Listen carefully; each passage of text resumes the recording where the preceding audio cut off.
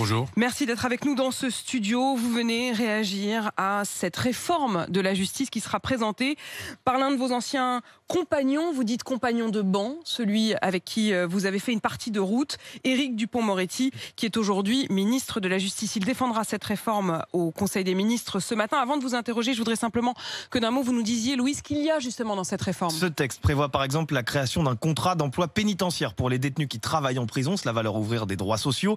Les crédits de réduction de peine automatique seront par ailleurs supprimés. Seul le juge de l'application des peines pourra les prononcer.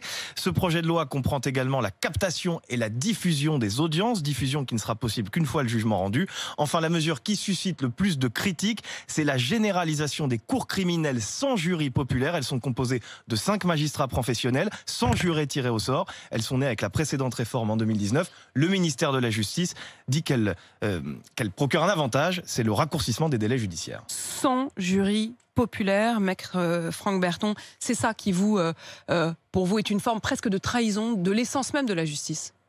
Bah, c'est pas que pour moi, pour, je pense, tout le monde. En réalité, vous savez, ça fait plus de 200 ans que nos cours d'assises existent, empruntés au système britannique, mais c'est finalement, je le dis, le poumon de notre justice. Pourquoi ?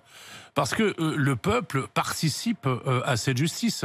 Le peuple rend la justice, mais aussi au nom du peuple. D'abord pour plusieurs raisons. La première, c'est que c'est pas simplement une application, vous savez, de rendre la justice, pas une application du code pénal. C'est aussi savoir ce qu'on veut faire de l'humanité, comment on regarde l'humanité d'un homme, d'un criminel, comment est-ce qu'on veut faire de notre société, ce qui est permis, ce qui n'est pas permis, ce qui est autorisé et pas autorisé. Et puis, vous savez, lorsque vous écartez le peuple, finalement, il a le sentiment que la justice se rend dans l'entre-soi, qu'on n'a pas envie de regarder, on n'a pas envie d'éduquer. Il y a une notion pédagogique aussi. Les verdicts ne seront pas, en tout cas si ces cours criminels sont développés et généralisés, ne seront pas perçus de la même manière. Vous savez, moi, ça fait 7 semaines là que je suis à la cour d'assises de Paris sur un procès. Tous les jours, les jurés viennent pour rendre la justice, pour écouter, ils sont très attentifs, ils prennent des notes. On n'a pas à craindre le jury populaire, au contraire, il faut s'appuyer dessus. Est-ce qu'on craint le peuple ? Est-ce que c'est une manière d'écarter le peuple ? Ah oui, c'est une manière d'écarter le peuple. Lorsqu'on vous dit qu'on va présenter un projet de loi où toutes les cours d'assises de première instance vont être supprimées pour tous les crimes dont les peines encourues sont inférieures ou égales à 20 ans et moins de 20 ans, c'est-à-dire quand même près de 2 tiers des crimes, c'est quelque chose qui... la moitié des cours d'assises et 2 tiers des crimes sexuels. Ben oui, mais c'est énorme. C'est-à-dire que, je prends un exemple, c'est-à-dire que des faits de viol ne seront plus jugés par la cour d'assises. Alors on va nous dire, oui, mais c'est déjà le cas, parce que souvent, on correctionnalise, comme on le dit, la plupart des affaires et on les renvoie pas aux assises. Mais c'est pas vrai. C'est-à-dire que bon nombre de victimes ont besoin aussi d'être reconnues dans leur qualité par des jurys populaires et pas simplement par l'entre-soi des magistrats. C'est d'autant plus étonnant que l'un des enjeux, normalement, de ce moment, et aussi de la nomination d'ailleurs d'Éric Dupond-Moretti au poste de ministre de la Justice, c'était de lutter contre le populisme, comme on dit aujourd'hui. Lutter contre le populisme en mettant le peuple de côté. L'objectif, normalement, de cette réforme, c'est de redonner confiance en la justice. Mais justement, je pense qu'on se dirige vers l'inverse. Si vous écartez le peuple n'aura plus confiance dans cette justice. C'est l'inverse. Au contraire, il faut associer, me semble-t-il, le peuple comme il l'était à la cour d'assises. L'argument qui va être avancé par Éric Dupond-Moretti, c'est de dire nous n'avons pas les moyens.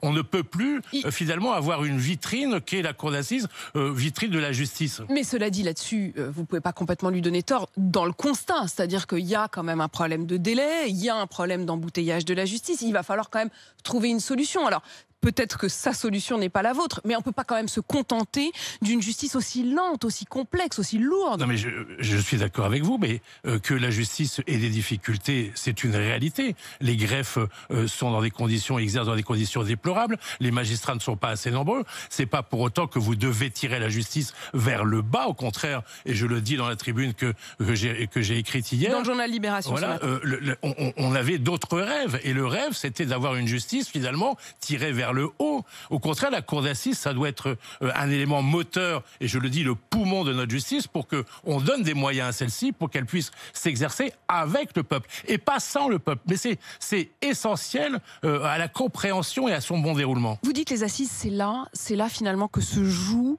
la distinction entre le bien et le mal. C'est d'autant plus poignant votre prise de position que c'est vous et que c'est lui. Vous, Franck Berton, lui, Éric Dupond-Moretti. Il y a une photo d'ailleurs dans le journal Libération ce matin qui est très puissante, qui est une photo de vous deux, compagnons de banc, comme vous dites, à l'issue des acquittements du procès d'Outreau. Le procès d'Outreau, tel qu'il a eu lieu, c'est justement le peuple qui a rendu la justice ce jour-là. Il n'aurait pas eu lieu. Il n'aurait pas eu lieu comme cela. Je suis persuadé que s'il n'y avait pas eu un jury populaire, à la fois en première instance à Saint-Omer, mais aussi en appel à Paris, s'il n'y avait pas eu un jury populaire, il n'y aurait pas eu le scandale d'Outreau. Souvenez-vous, Outreau, c'était l'entre-soi des magistrats, le juge Burgos, ce qui a permis de sortir de l'entre-soi des magistrats, ce qui a permis de sortir où ce sont les jurés. Le peuple s'est confronté à l'institution et aux magistrats professionnels. C'est cette confrontation qui devient, à un moment donné, finalement, une union pour que la justice et un verdict soient rendus, qui fait finalement que la justice existe et elle peut être discutée. Un chauffeur de taxi, une infirmière, un médecin, un architecte, tous ces gens-là ont envie de rendre la justice. Pourquoi les priver de ça? Pour des raisons financières. L'argument n'est pas recevable. L'argument est, j'ai envie de dire, assez pitoyable. Soit on se donne les moyens d'avoir une justice qui a de l'ambition, soit on la piétine. Et je le dis et le redis, et je n'ai jamais rien dit depuis que mon confrère et ami, mon ancien confrère et ami Éric Dupond-Moretti était garde des Sceaux, mais a été nommé garde des Sceaux, mais là il faut quand même taper du poing sur la table en disant, je l'ai dit, Éric, réveille-toi. Réveille-toi. C'est pas possible d'arriver à une paupérisation à ce point-là de notre justice en supprimant la justice populaire. Éric Dupond-Moretti, qui lui-même, il n'y a pas si longtemps, il y a moins d'un an, en juin 2020, se désolait à propos de ces cours d'assises. Elle va mourir, la cour d'assises, disait-il. On ne veut plus de la souveraineté populaire. La justice, elle est rendue au nom du peuple français et on est en train de l'exclure. Ils veulent de l'entre-soi. Il était complètement d'accord avec vous. Qu'est-ce qui s'est passé ? Je sais pas, c'est peut-être la magie. On parle de la magie de la cour d'assises, mais il y a peut-être la magie de la politique aussi. Qu'est-ce que je vous dise ? En 8 mois de temps, il a changé d'avis. Il aurait pu être à ma place il y a 8 mois et vous lui auriez posé la même question. Et il aurait eu très probablement les mêmes réponses. Aujourd'hui, il aborde d'un projet qui enterre cette justice populaire, en tout cas partie de cette justice populaire, avec un projet de loi en plus global, plus fourre-tout. Il convient de rappeler quand même qu'il y avait une expérimentation sur les cours criminels de 3 ans. La plupart des syndicats viennent dire, ou même la globalité des syndicats viennent dire, pour le syndicat de la magistrature, on n'en veut pas. Pour l'Union de syndicats des magistrats, l'USM, en disant laissons faire l'expérimentation jusqu'au bout, nous sommes à peine à la moitié, il faut aller jusqu'au bout. Quelle est cette précipitation nécessaire pour supprimer les cours d'assises de première instance et encore une fois instaurer les cours criminels et les généraliser? Je ne comprends pas. Alors c'est peut-être la politique, mais c'est pas pour autant qu'on ne peut pas critiquer et ne pas être d'accord avec lui.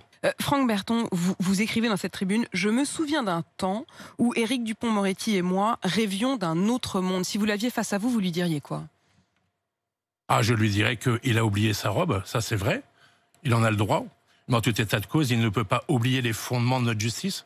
Les fondements de notre justice, c'est à la fois avoir l'oralité des débats dans le cadre d'un procès, d'avoir un procès équitable. Encore une fois, je dirais, Éric, on ne peut pas avoir peur du peuple. On n'écarte pas le peuple de notre justice. C'est pas possible, surtout pour des raisons financières. J'ai envie de dire, l'humanité, elle est au cœur de l'institution judiciaire. Et l'humanité, elle est représentée par qui? Par les hommes et les femmes qui rendent la justice tous les jours dans les cours d'assises. Même si ça coûte de l'argent, même si ça prend du temps, même si les dossiers, en effet, ont un flux important et qu'on n'arrive pas à le résorber. Peu importe, il faut se doter d'une justice qu'on mérite et qu'on mérite d'une autre justice que celle qui est proposée et présentée dans le projet de loi qu'il va défendre aujourd'hui. Vous en appelez aux députés, peut-être entendront-ils votre cri et n'accepteront-ils pas cet élément-là de la réforme ? J'ai souvenir qu'il y a 6 ou 7 mois, Éric Dupond-Moretti disait il faut absolument résister sur les cours criminels et heureusement le Parlement résiste. Et ben j'ai les mêmes propos. Je souhaite que le Parlement résiste sur cette réforme qui est une réforme, je le dis, fourre-tout, qui vise finalement à supprimer l'essence même, le poumon de notre institution judiciaire qui est, je le redis, une justice populaire nécessaire à notre démocratie. Ça s'inscrit dans notre démocratie, dans l'ADN de notre démocratie. Tous les grands pays ont une justice populaire, ont des jurys populaires. Avoir simplement des magistrats professionnels, c'est à mon avis régresser et s'écarter d'une démocratie qui n'a peur de rien. On n'a pas peur, on ne doit pas avoir peur du peuple qui juge.